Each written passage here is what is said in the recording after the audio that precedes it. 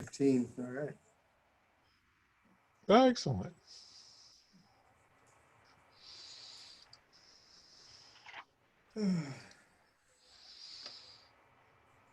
Got to move a couple things around.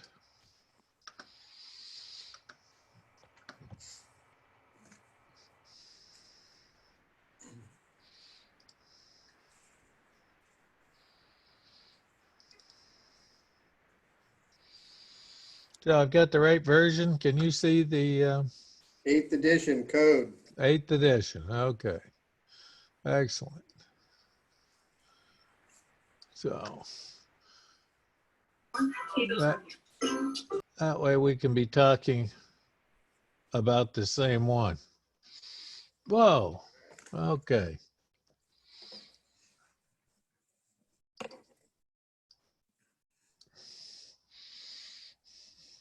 See if I'm close.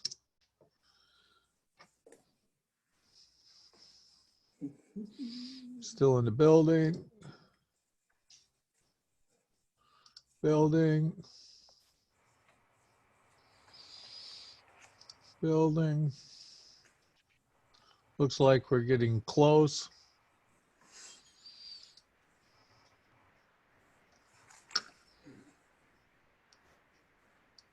You doing plumbing or electrical today?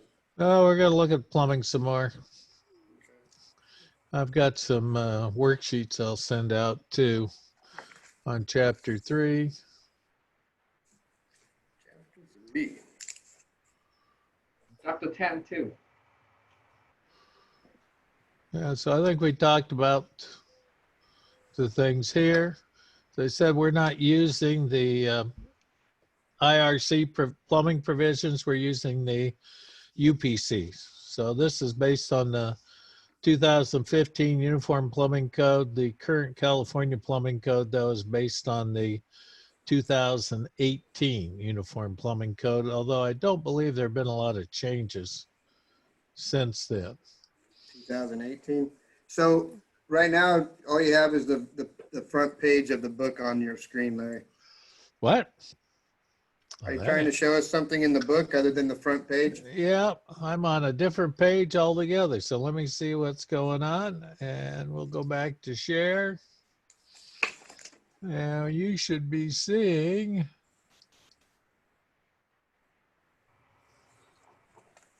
Hey, oh, there we go. So now do you see something? Yep, now we're on pipe installation and Pipe protection. installation and protection. So,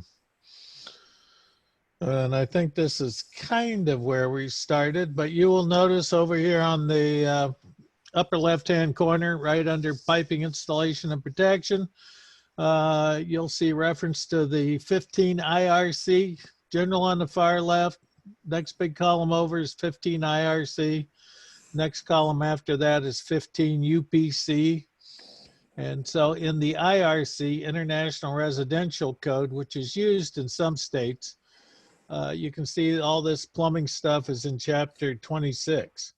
But in the Uniform Plumbing Code, all this general information is in chapter 3.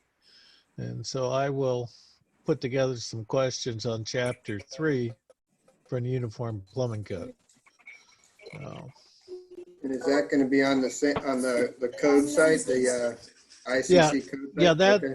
that is in the code. So let me see if I can pull that up.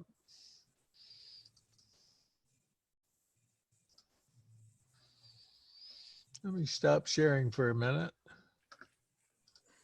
Go here. And that's at the public.resource.org, right? Right. So I'm going to go there right now and see if I can pull it up. New window.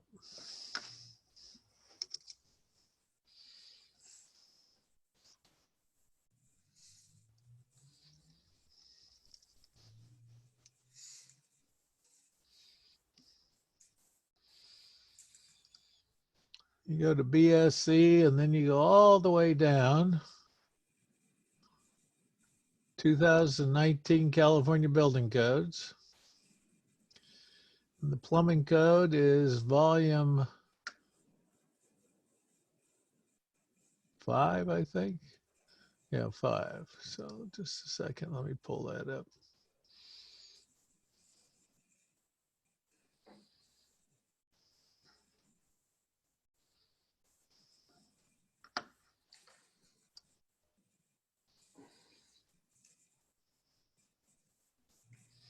It's going to take a moment to load because it's a fairly large file.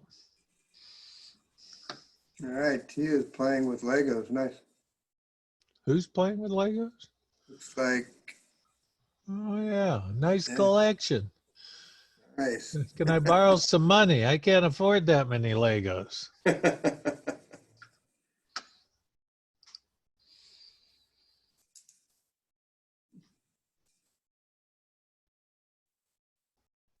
Maybe it'll download and maybe it won't.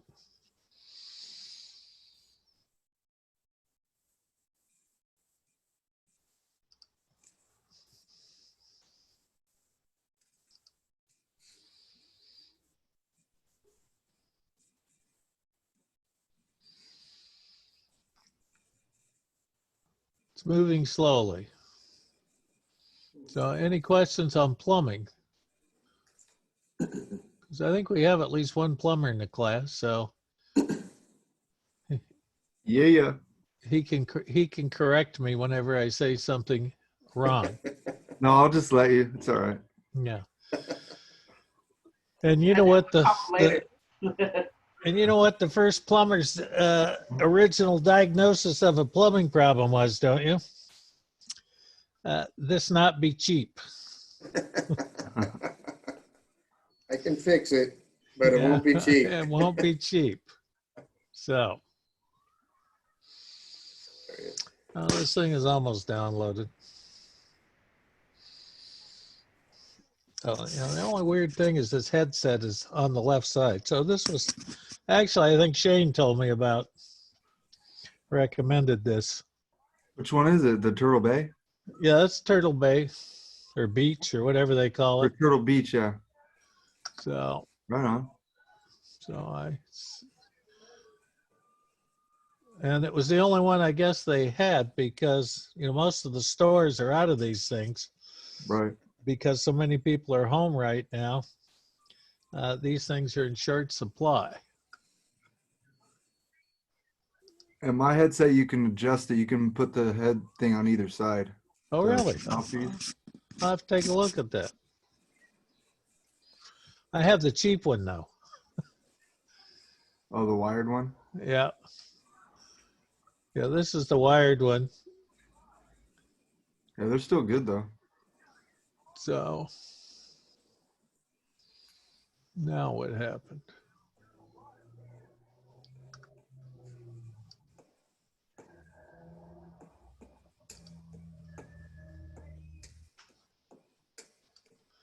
Let me get rid of that.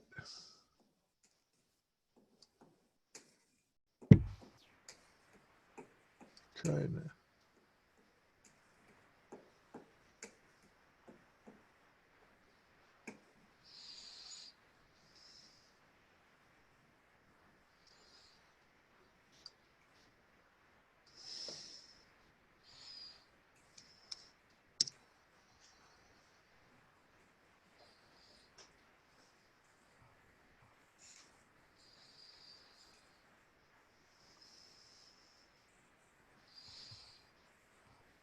We're almost there.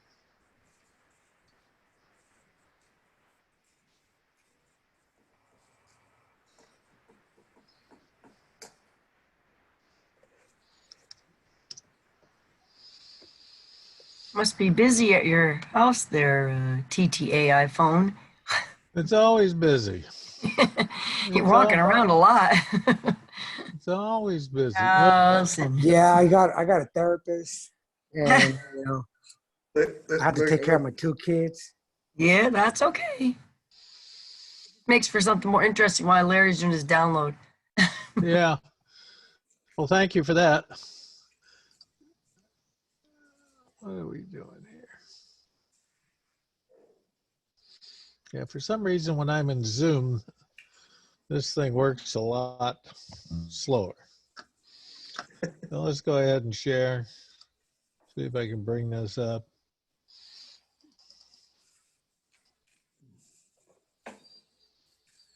There you go. So, maybe. Well, it was there. It's coming back. I see. Wow. What? Pinwheel, nice. Yeah. Did it get faster internet? Yeah. Well, I've got as fast as I can get here. That's the one of the problems is the internet connection here is certainly a lot slower than what we had out at the school. So, but we are in chapter 3, so most of these general things that they're talking about at the beginning of the code check book, all of those references that start with 3 are out of the general regulations, so they're not particularly long.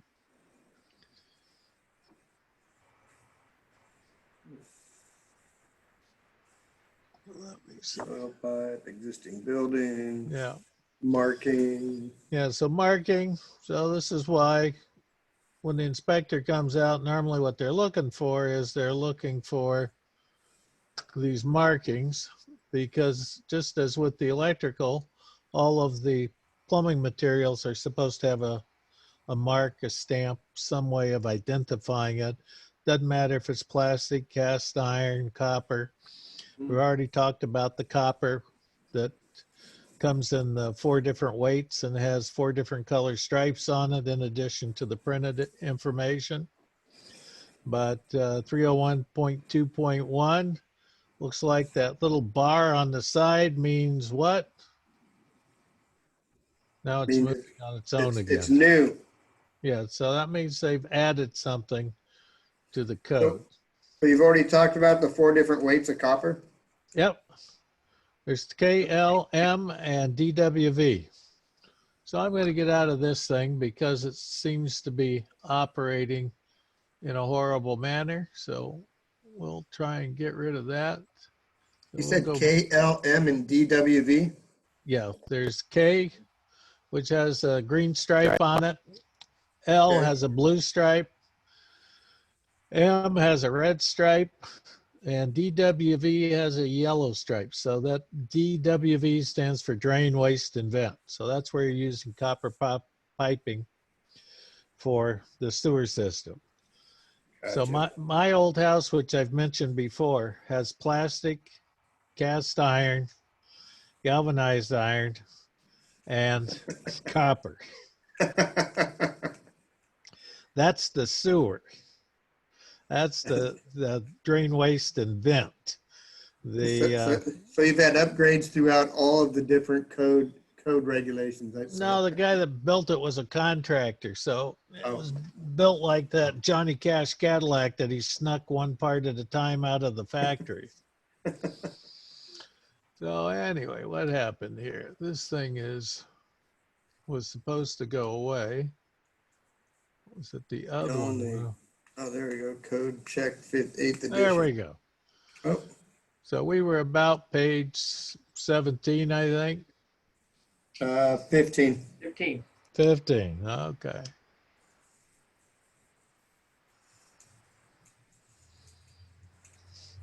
That's page 15, but it's a different.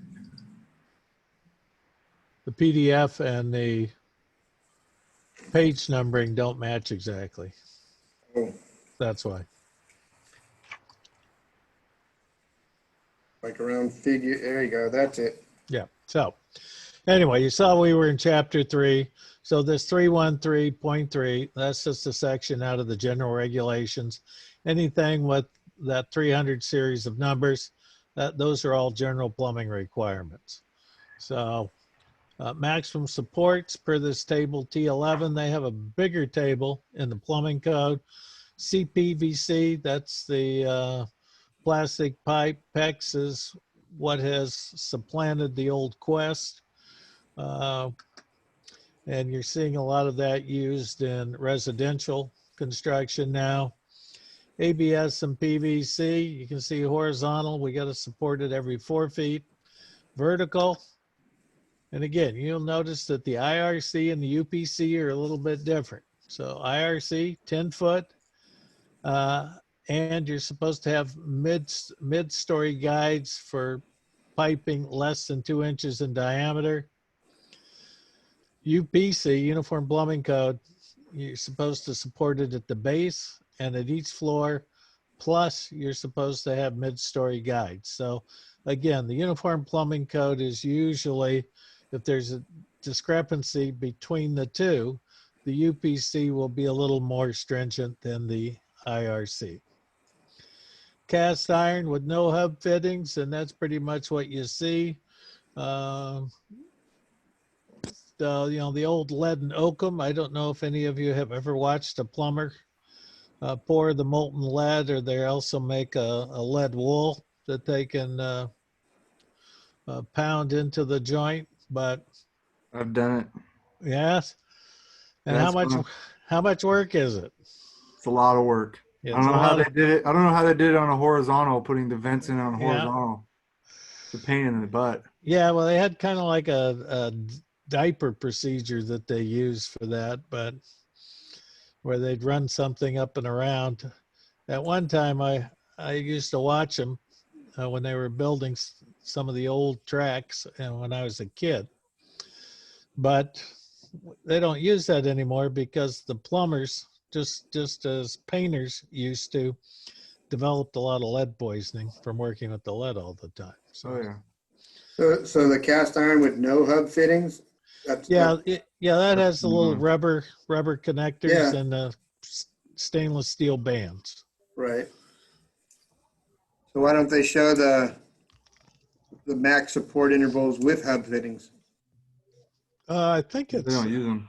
yeah, they're not used, but I think there is something in there. I think it's the same. So what do you use instead of the hub fittings, the lead wrap?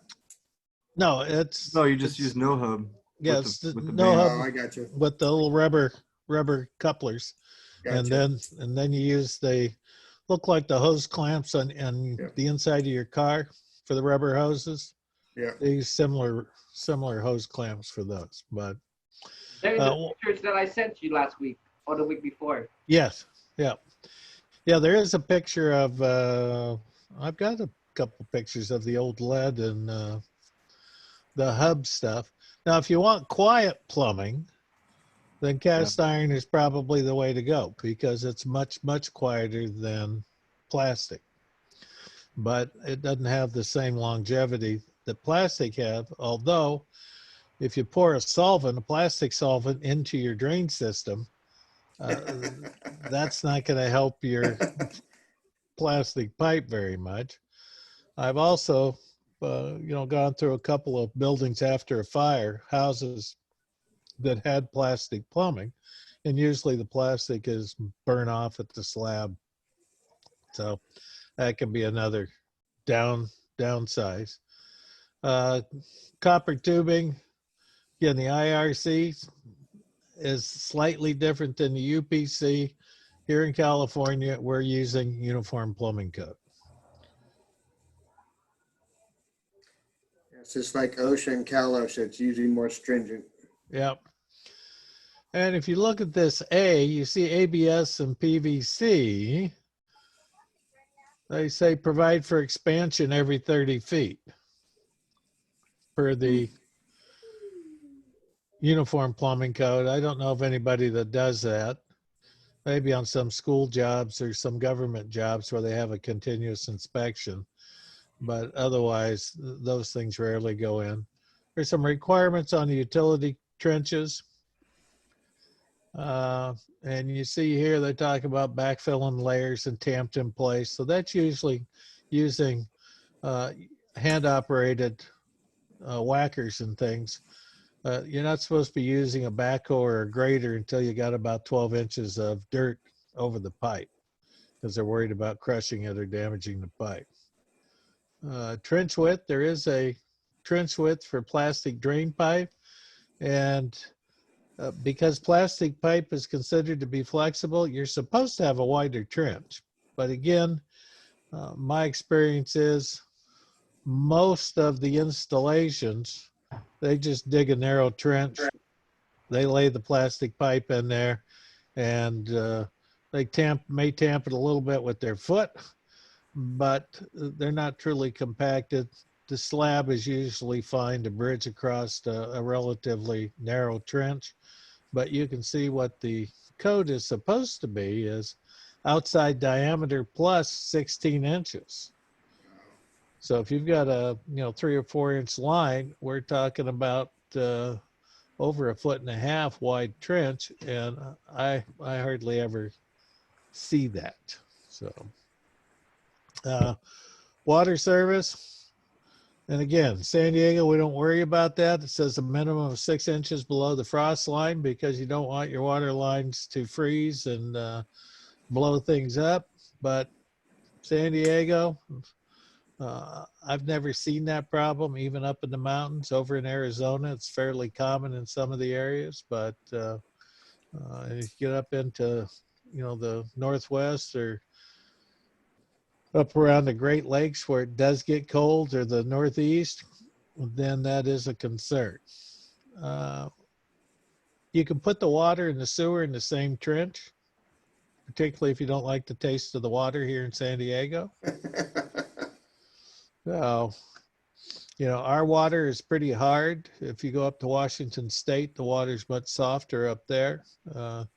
They make the water soft down here by usually substituting the calcium and magnesium in the water with sodium. So if you have hypertension or you're worried about your salt intake, you probably don't want to put a water softener in this area. But salt tastes better to most people, I think, than calcium and magnesium, and so that's why they use it. We don't care about that too much. Now, when I say sewer depth per local BO and utility, VO, remember I showed you at the very beginning of this book, there's a bunch of definitions. Yep. Building officials. Building official. Building official. Yeah, so the more modern terminology is the AHJ, the authority having jurisdiction, but the building official is a holdover from the old uniform building code and the old uniform plumbing codes, but they still use it. So, and So they mean the same thing, Larry? yeah. Okay. So building official is the authority having jurisdiction in most cases. Now that's only once you get out of the street right away. So on the street side of the property line, that's usually public works or the water utility. Once you get inside the property line, then that's where the building official authority takes over.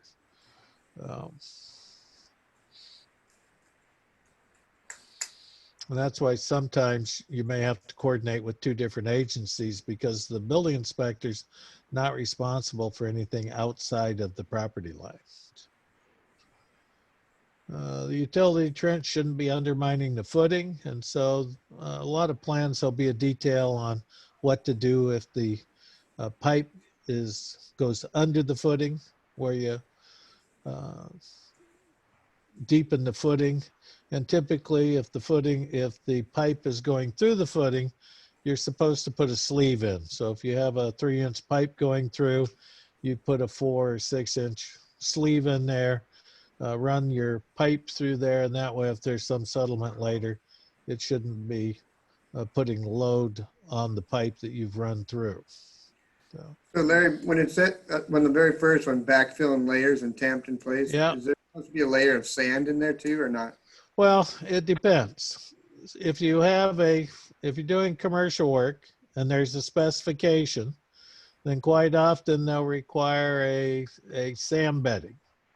And that may be pea gravel, or it may be a coarse sand, or it may be a clean sand. And usually they want somewhere between 4 and 6 inches of sand. And that's just so they can get the pipe continuously supported pretty well, and it's thin enough that that's easy to compact. And so that's what they're showing in this figure 25. We've got, they're showing this trench bottom. It says native or foundation is required, so it could be compacted fill. Here's the bedding, this lighter material. And so that would be typically the sand bedding if specified. So commercial work where you have a spec, they'll normally call for some sort of sand bedding or gravel bedding. The pipe goes in and you're supposed to get the material compacted on either side of the haunch. So this little area on the lower half of the pipe from the bottom up to the midline of the pipe, that's what they refer to as the haunch area of the pipe. Then above, we're starting to put it in layers and compact. And this is where they want to get a foot of material over there before you start bringing in any heavier equipment. They don't want you using a backhoe with a rock wheel on it because you might damage the pipe. So. And you notice this is all fairly clean. They don't want you dumping a bunch of rocks and old concrete and jack-in-the-box bags and beer cans and all that kind of stuff in there. And once in a while, they'll use what they refer to as a flowable fill or a controlled low strength material, CLSM. And that's like a sand slurry mix where if you don't want to worry about compaction, you just come in with a 1 sack or a 2 sack mix of sand slurry and you pour that in there and let it set up and you don't have to worry about compacting it. Called it a controlled load what? Controlled low strength material. Low strength material. Okay. Sometimes they refer to it as flowable fill. I'll send you a spec on that. Okay. That's in the Green Book. Green Book uses a material that they call 150 E150, which, concrete is normally about 2,000 PSI. But if you've ever tried to take a pick and shovel through concrete, it's a little hard to get to your pipe. So this material that they specify in Green Book, you're supposed to be able to take that out with a pick and shovel. It has the strength of 150 PSI at 28 days rather than 2,000. I got you. So. Kind of like a topper. Right. And then once you get up to the top, you're either going to replace it with dirt, or if you have paving, you have a structural section, which normally consists of a base and then whatever paving you're using, which is usually either asphalt or concrete. Slope should be 1/4 inch per foot in the direction of drainage. Although if you go to an oversized pipe, you can go down to an 1/8 inch per foot.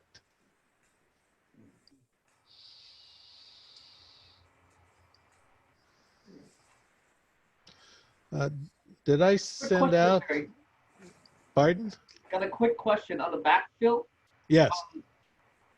I came across an interesting spec. The city of La Mesa, Yes. if you dig a trench, you cannot use the fill that you dug out to backfill the hole. Maybe not. Okay. It depends on the material. In general, they're going to say no. What they probably want is disintegrated granite or a sand with a particular gradation on it, because they know that can get compacted without too much trouble. Uh-huh. And however, if you're digging up disintegrated granite, you're going through, we have a lot of DG in the county. So if this native material you're digging out is of the same quality or similar to what they would require for their backfill on the pipe, then you should be able to use that.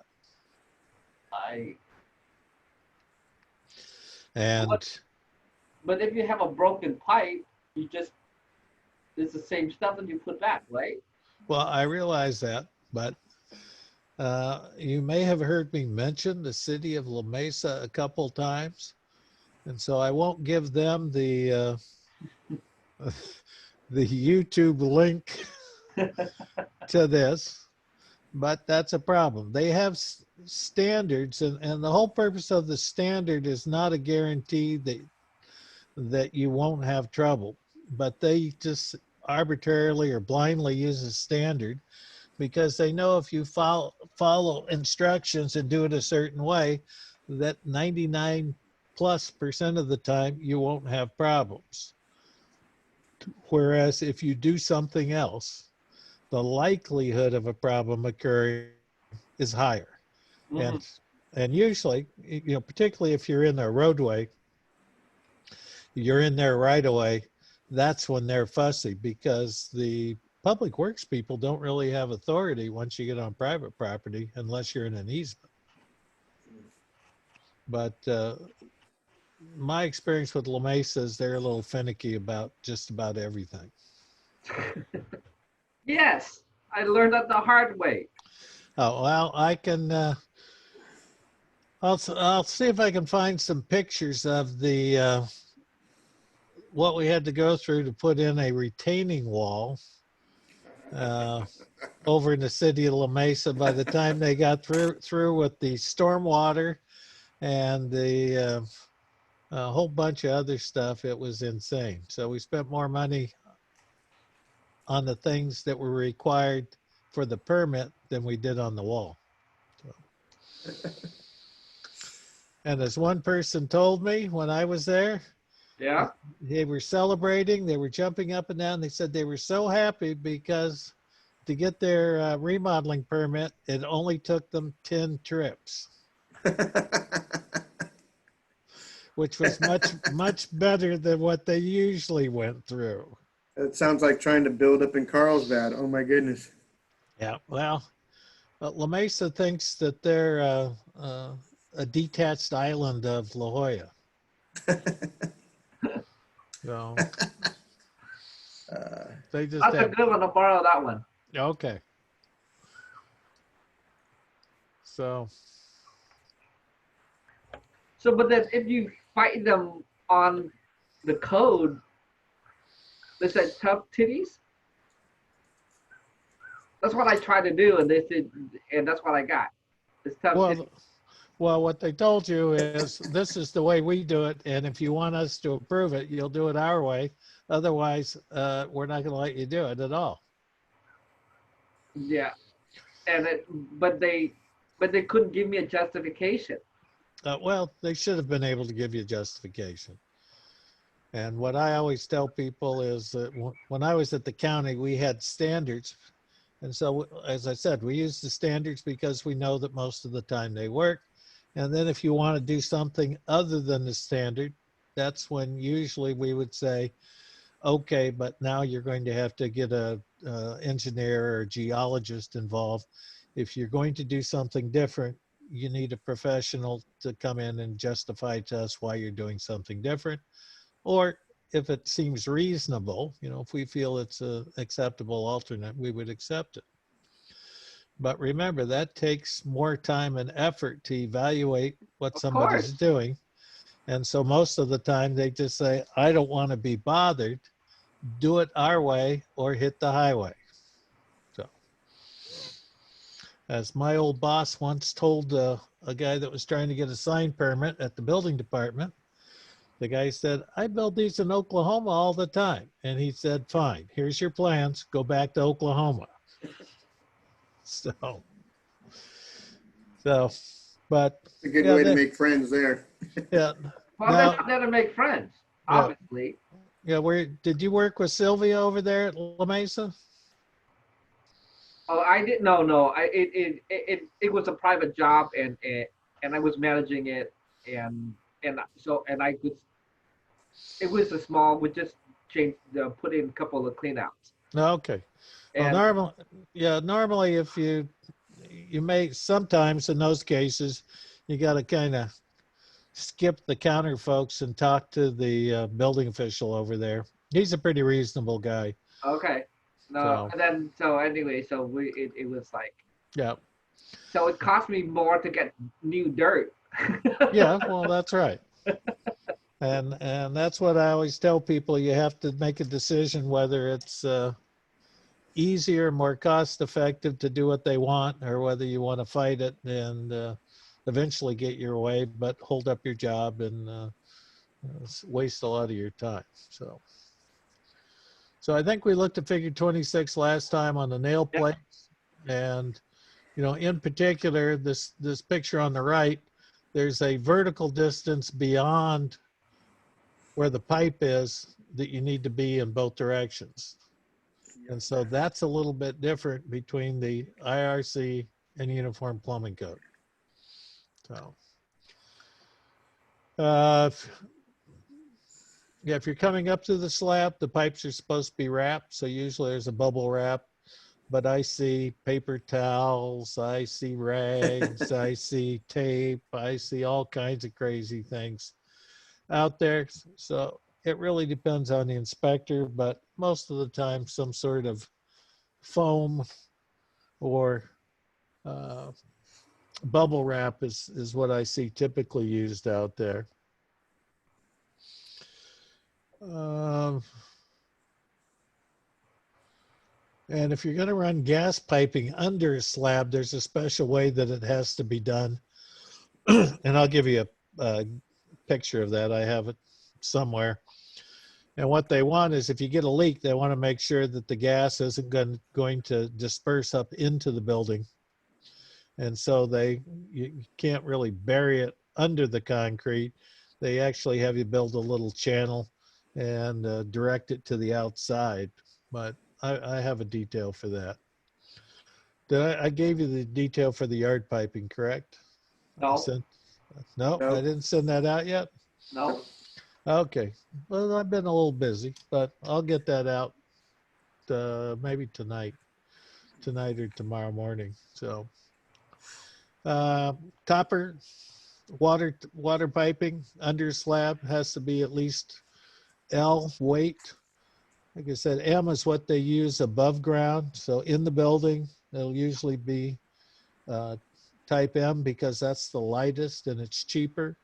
The L is a little bit heavier, so it's more expensive. You can use either the rigid pipe which comes in 10-foot lengths, or you can get annealed lengths of copper. Although if you let it sit long enough, that stuff hardens up too. That's just a cover for the gas pipes, but that will be on the handout I send you. The plastic, you have to put a tracer wire on it. That's so they can find it. And so that's wrapped, kind of spiraled around the plastic gas piping. Minimum size to that. And So they put again, they wrap a copper wire around it yeah, just so they can detect it with a metal detector or what? right. Okay. So that's just because the plastic pipe doesn't have any magnetic or electric properties. Yeah, no properties to pick up. Yep. So you want to know kind of where it is, and well, it's not real deep. You know, underground service alert usually can come out and find the main lines, but the individual lines, house lines, a lot of times they can't find those anyway. They don't know where those are. So, and again, you can see that the tracer wire, right, can be smaller per the International Residential Code than Uniform Plumbing Code. Uniform Plumbing Code is calling for 14, which is what we use for 15 amp circuit. Yeah. And 18 is pretty small. It's pretty thin. So.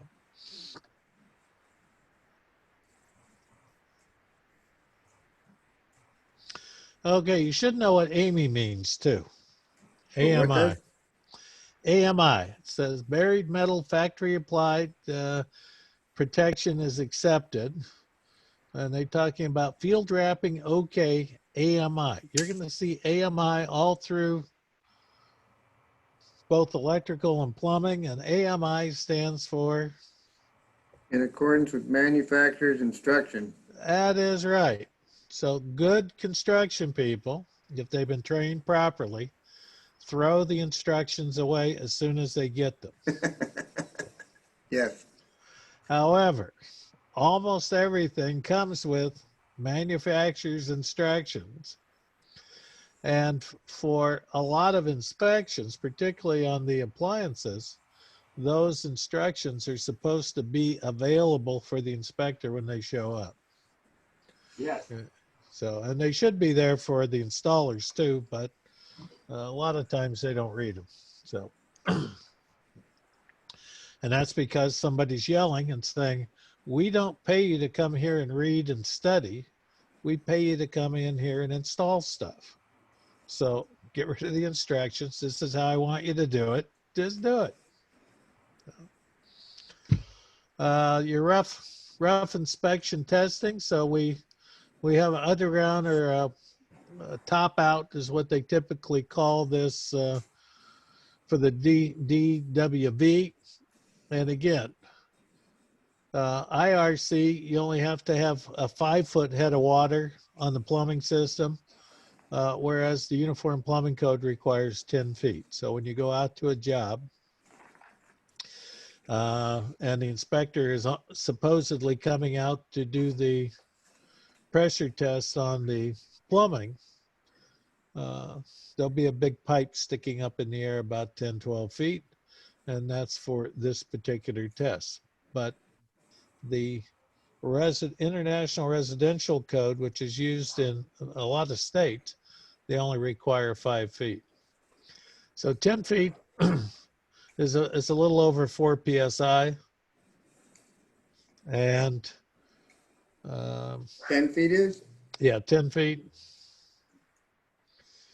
Because one foot, as I remember, is 0.43 PSI pressure at the bottom of a 1 foot column of water. 0.43, yeah. So if you have 10 feet, then you're going to have 4.3 PSI pressure, which isn't very high. But remember, these are gravity systems, so you know, the water is supposed to flow anyway. Gas and water, they're tested differently. So that's covered here, the gas test. 10 minutes at 1.5 times the working pressure and a minimum of 3 PSI, G, which is gauge, which is above atmosphere. And here, Uniform Plumbing Code, this is what we use around here, 15 minutes, 10 pounds per square inch. And so when the inspector does their inspection, typically they show up. They'll look for the gauge. They'll flick the gauge a couple times with their finger to see if the needle bounces on it. And if the needle doesn't bounce, then they figure it's glued in place, right? And Yeah. then they go walk around, do the rest of their inspection, and then just before they leave, they come back, they check that gauge. They usually flick it with their finger a couple times again, and then either pass you or don't pass you. So hopefully it's held. And again, is 15 minutes a very long test? No. No. So if you're doing high pressure gas, then that typically requires a 24-hour recording gauge. There we're much more concerned because if you have a leak on a high pressure system, you're going to get a much larger volume of gas escaping, and that can be a problem. So what's considered as high pressure? high pressure is usually anything over about 2. Yeah, So, because standard residential is about 1. well, it's size though based on less than 2 PSI. Okay. And the next step is normally, I think, 5 PSI. And a lot of times they may bring it in at, you know, at a higher pressure coming in off the main, you're at a higher pressure, you have the regulator and the regulator drops it down. Mhm. And commercial will use higher pressure because you can use much smaller pipes with the high pressure.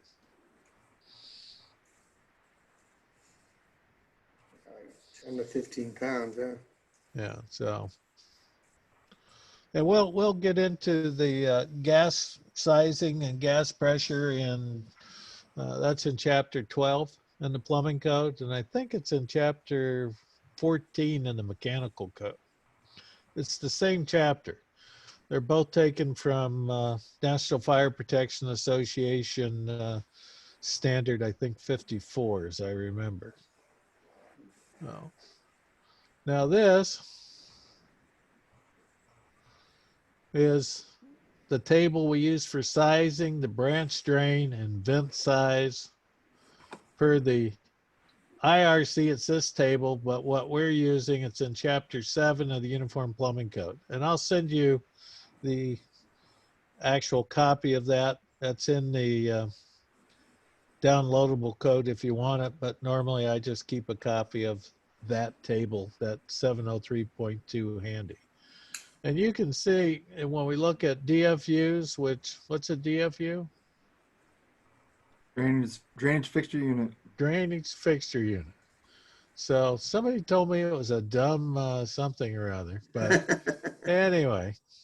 But you can see when we're looking at the horizontal line that when you go from 3 inches to 4 inches, you've got a huge increase in fixture units you can attach to that line.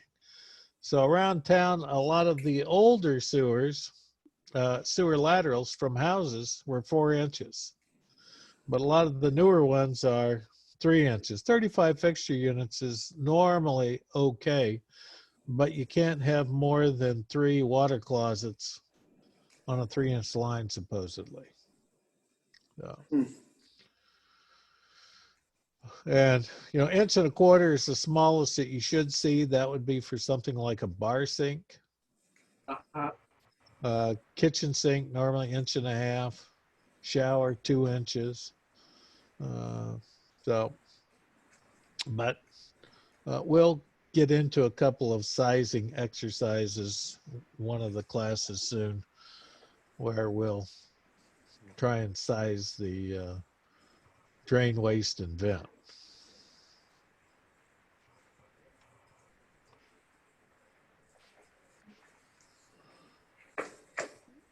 So we talked on drainage piping, this figure 27. So these are common fittings. This stuff looks like plastic, shiny as it is. Again, there's certain types of transitions that require a long sweep. So you see this combo. This is a long sweep on that combo. Sanitary T, typically where the trap arm is going to connect into that sanitary T. And we got a picture of that somewhere.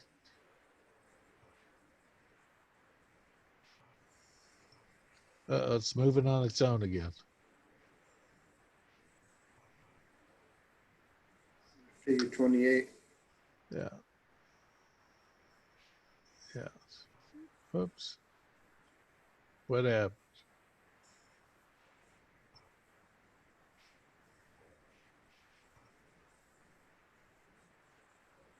There we go. Maybe. No. So right here, we got the vent. So the vent is supposed to have air freely flowing in there. There is an example over here on the right-hand side. They talk about wet venting, but I didn't want to get into that quite yet. But here's our tailpiece coming off of the fixture sink. There's a maximum length on this. Typically that's 24 inches. For a laundry stand pipe, they're a little bit longer. We've got the trap. They have a standard size trap, and then they have one they call a pancake trap that's a little flatter. So if you're trying to fit it in a wood floor system, for example, you don't need quite as much room in there. This point right here where they're calling the weir, that's where the water should be overflowing, start to overflow. This trap arm is supposed to be sloped, but lots of times it's dead level or sometimes even reverse. But as long as the weir you know, when the pipe is full, as long as the water can get in here, usually it'll still flow. But the requirement is you're supposed to have 1/4 inch per foot. Again, IRC allows something a little flatter. Here's what we call the stand tee or sanitary tee. And they tell you, they make a two-sided one for back-to-back plumbing. You're not supposed to be using Ys or combos in this particular configuration. So, and while we're on this page,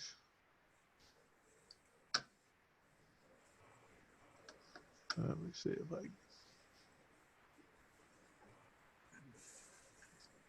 can. Maybe. There we go.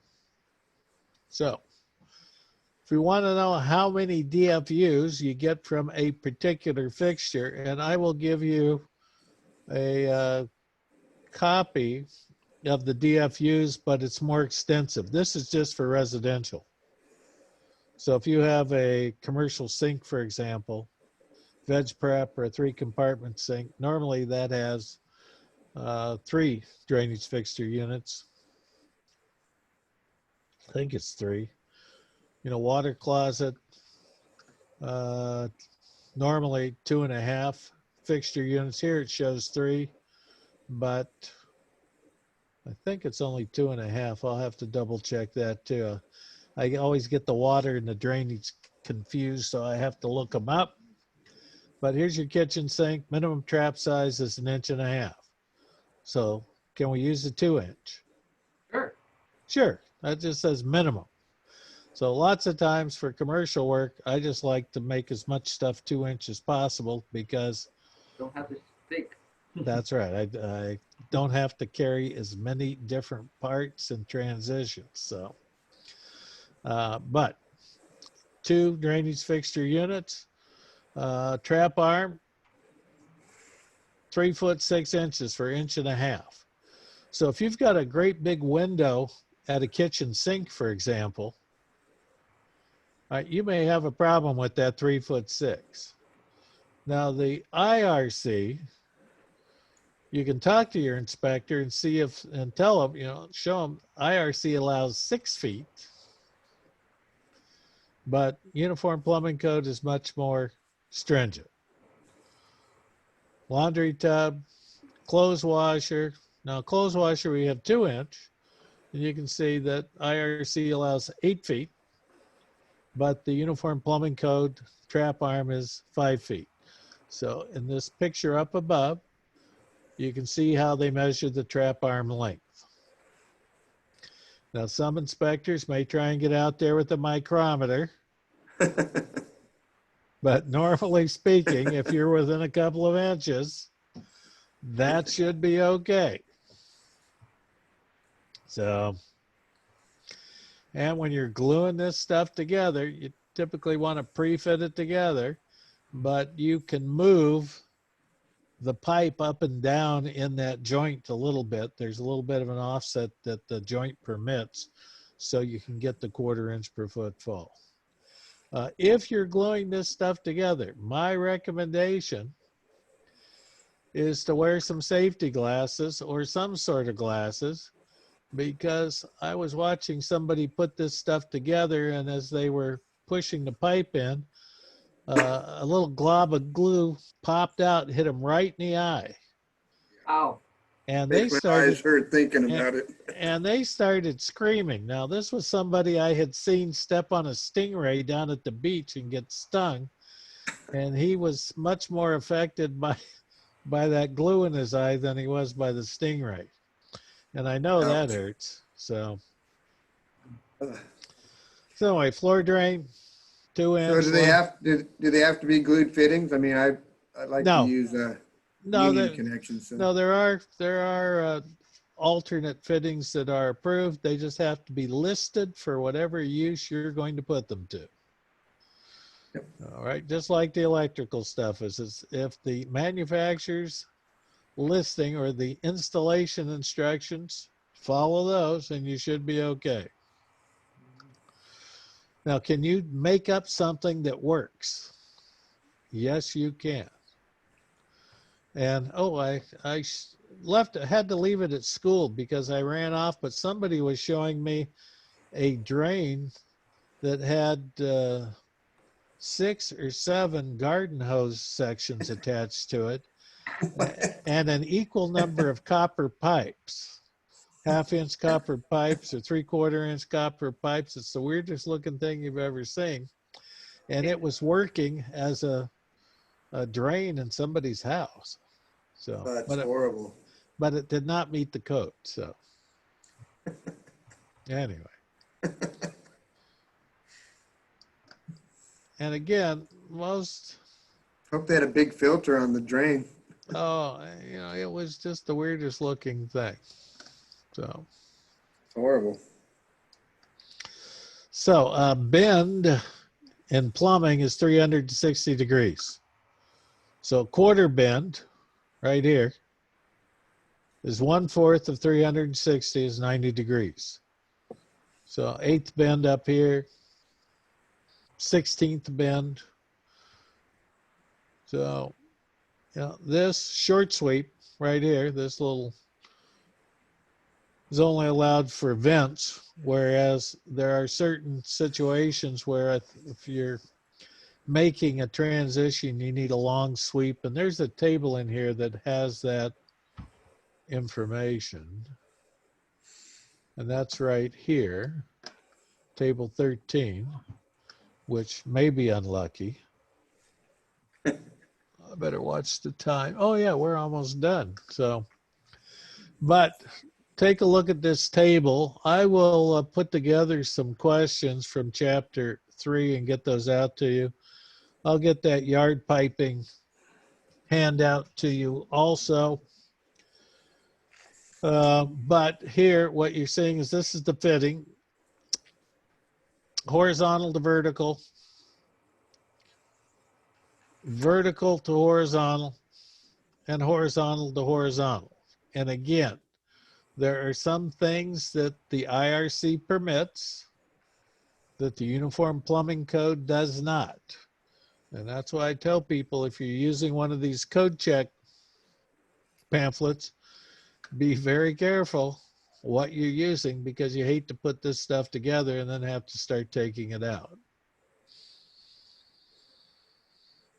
So, but these fittings here, if you don't know what they are, which you may not, you can look over here at figure 27, right? Combo Y and 8th bend. I don't know if they've got one there or not. No, I don't see that, but sanitary T, that's the one right here. Long sweep, quarter bend, 8th. So most of these, there's a picture of right here. We'll talk a little bit about sump pumps and where you need one. So if you can't get to the sewer by gravity, then typically you got to put a pump. If you need a pump, normally I recommend you go talk to the folks at Barrett Pump. Barrett, yeah. They seem to know the most about that kind of stuff and are pretty helpful. They're downtown somewhere. Barrett's good. So I'll send you some questions. We will look at how to size. I'll give you a little sample floor plan with some plumbing fixtures, and we'll see if we can come up with a schematic for what we need in terms of drain, waste, vent. The lowest part of the drainage piping is called the building drain. 2 feet outside of the house, it magically becomes the building sewer. Why that is, I don't know. Typically at that point, you're supposed to have a 2-way cleanout. And we'll talk a little bit about cleanouts next time also. If the building sewer is on, as soon as it reaches 2 foot past the building? Yeah, once it gets 2 feet outside the building, for some reason, the name changes. So, and it's no longer part of the building drain. It is now called the building sewer. So, The building drain is the lowest part of the drainage system? right. And So that should be, and where for the definitions, you go to chapter 2 and both the plumbing and mechanical codes. So we'll spend a little more time on this, but I'll have you do some work rather than listening to me. Hopefully the I like headset, listening to you, Larry. well, I know those people that need a nap. So, Nonsense. and I hope the headset makes things a little better. Yeah, it's been good all throughout, except in the beginning. Yeah, It's so- been much better. So I will continue to use that then. If I can keep the kids from stealing it. Rick's working on Or being the good luck. teacher's pet here. Yeah. So, Who? Rick. Me? Oh, nonsense. no. No. Anyway, and I guess today's Thursday, so I think the rest of the class and I both wish your dad the best. I think he goes Yeah. in for his surgery tomorrow. So, 5:30 in the morning. So yeah, thank you guys. okay. And Early. I'm going to quit recording, I think. Let me stop here. Stop the recording.